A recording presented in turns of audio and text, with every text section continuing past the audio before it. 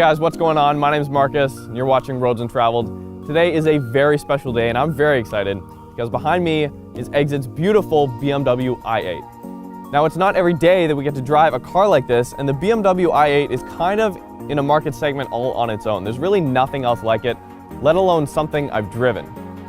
The doors go up, it looks insane, people are taking pictures everywhere you go, and that's really what we're here today to find out. So let's go for a drive and see if it is actually indeed a supercar.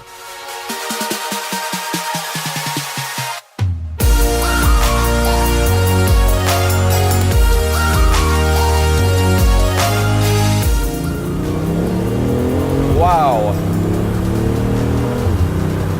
Wow, that's actually really quick. It's got torque just instant. That is nuts. So if you don't know already, all-wheel drive, it's got electric motors powering the front and the rear, I believe, and then the gasoline turbo 3-cylinder powering the rear. And I mean, just right there, you put your foot down, it pushes you back. I mean, it's nothing, it's not scary power, but it's enough, and it feels very fast. And the thing that gets me just off first impressions right there is the torque is just instant. I feel like you have the benefits of having the electric motors providing that instant torque. It kind of reminds me of the Tesla I drove. But then you have that gasoline engine, and when you pull the paddle and you shift, you still feel it and hear it going through the rev range, and you get a little bit of exhaust crackles when you shift. That's unlike anything I've ever experienced. It's kind of like the best of both worlds.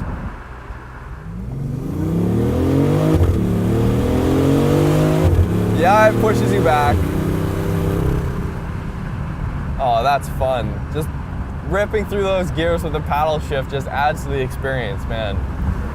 Now, this engine being turbocharged, you would expect that you get a little bit of like boost lag, right? Because it is a very small displacement engine with a turbocharger on it that is pumping out. I think the gasoline engine's pumping out something like 230 horsepower. So you would expect that it has boost lag. But the fact that it has the electric motors completely compensates for any boost lag that you may feel if this was just a gasoline engine, right? So there's absolutely no lack in power anywhere in the rev range. Even at $2,000, you put your foot down, it feels quick. Wow, it actually sounds really good. Now, I'm pretty sure this car actually does have kind of an augmented sound that's pumped into the cabin, as most new BMWs have. But honestly, I'm a purist. I'm an automotive purist for sure, but it does sound really good. I'm surprised at how good this car sounds. It's kind of a deep, throaty growl, kind of something you would expect from a like a turbo 4-cylinder with a muffler, almost like an Alpha 4C kind of sound. There's also like cool spaceship noises when you're when you're slowing down. It's like it's winding down. It's really cool. Transmissions. Very quick, actually. Really nice. As with all BMWs, what you basically would buy a BMW for is the quality and the drivability and as well the comfort, right? The BMW i8, in my experience right now, isn't really sacrificing anything. It's a supercar from the outside, and then you get in, and most supercars actually, you expect to just kind of beat you up over the long drives, right? The i8 so far is extremely comfortable. The seats have enough bolstering. Now, it is a little tough to get in and out, but once you are in here, it's really comfortable. I just can't get over right now. In front of me, I don't know if you guys can see that on the GoPro back there, but there's a heads-up display out in front of the car, which is telling me the speed I'm going and is also telling me the speed limit on this road right now.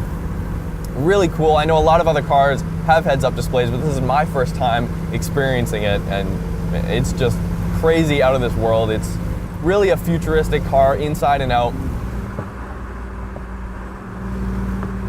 In terms of steering feel, the steering's actually pretty light. It does get a little bit heavier when you get into the corner.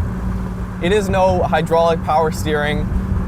It doesn't compare to some of the other cars that I've driven, but modern BMWs, I think, have done a fantastic job. When comparing this to the Tesla steering is very numb. You can tell it's just very fake. I feel like BMW's done a great job in making it feel like the steering is actually, in fact, attached to the wheels, which I find a lot of modern cars don't do. So I feel like BMW does a really good job with interior layout and just the ergonomics overall in their interiors. So while some people can knock the i8 for having quote-unquote a basic interior for BMW standards, it's nothing really crazy above what they put in their other cars like the M4, M5 or whatever. I mean, the steering wheel is great, everything's laid out perfectly, you're not reaching for the paddles. There's a few buttons on the steering wheel, nothing excessive though, just everything that you would need and want. You got your big navigation screen up on the dash. Heads-up display makes it really easy to drive. It's just an all-out great experience.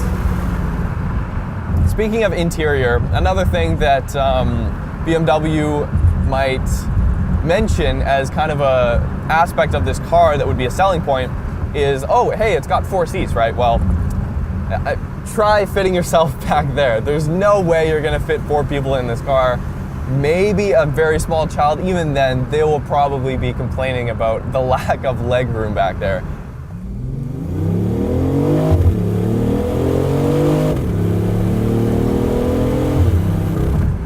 Very quick, wow. I love how the exhaust just kind of blips and pops a little bit every time you shift, and that's really what reminds me of the Alfa Romeo 4C. I haven't driven one of those, but I've heard them from the outside, and this actually really reminds me of that car. Overall, just a really fun time. The BMW i8 is surprising me, for sure.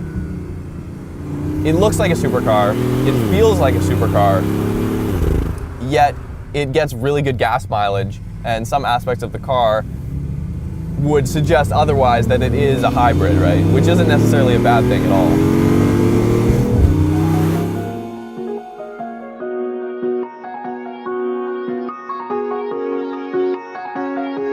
Shining through the dark, past 1,000 stars, we have come this far. Who we are is just a dream.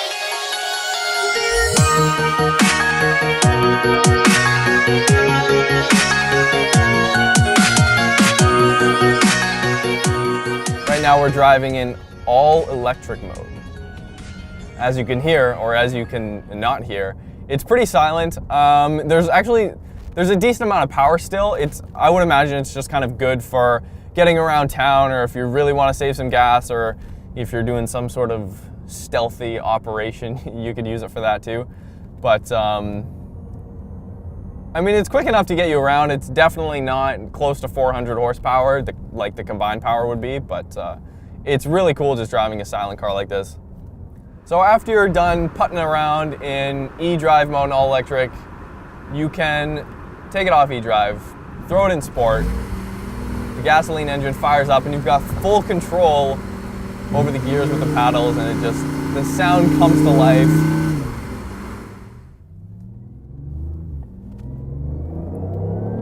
Instant torque once again. It really sucks you back, that's for sure. There's no denying that. The brakes, I mean, they feel great, definitely adequate for the car. I mean, the car doesn't really weigh that much, so to have a crazy carbon ceramic brake setup on this car would kind of be overkill. So I'm glad it has the brakes it has. I'm having a lot of fun behind the wheel of this car. It definitely feels like you're very safe and secure, that's for sure. It's not a very raw experience like some of these big horsepower, like, you know, RX-7 Skyline, Supra that you get out of this. But it's really something unique, and to have it here on the channel, I'm super stoked because we don't get to drive new cars very often. So to answer the question at the beginning of the video that I proposed, is the i8 a supercar? I would say it's kind of riding a very fine line between sports car and supercar. It doesn't have a V10, it doesn't have a V12. It's got the looks, it's got the doors, and the sound, the sound of the car, it actually sounds really awesome. I don't think there is a definitive answer to whether it is a supercar or not, because first off, supercar, there is no definition for that word. So if this is a supercar to you, then it is a supercar. If it's not, it's not. It's really as simple as that. All right, you guys, so we just finished driving this BMW i8 right here. What do I think of the car? It's simply stunning. It's amazing. It's super futuristic. It surprised me in so many ways. It actually reminded me a lot of the Tesla Model S P85D that we drove, but I mean, it does have that turbocharged gasoline engine in the back too. So you can just roll through the paddles, you get the sound, you get the control over the car that you want. It's just an amazing experience. I couldn't have asked for anything more from this car. Thank you so much from the guys at Exit for letting me drive the car, and we'll have some more cool stuff coming from them in the future, so look out for that. One last thing I want to mention before we close out the video. Just a year ago, we were only at 1,000 subscribers on YouTube. Now we're at over 60,000, and that's all thanks to you guys. Thank you so much for watching. I know there is a small group of you guys that stick around, watch every single video. We know who you are, so thank you so much for leaving your comments, your likes, sharing the videos. We really appreciate the support. Listen to the Roads Untraveled podcast every Wednesday on iTunes. We got new videos coming out every Tuesday and Thursday. So, see you next time.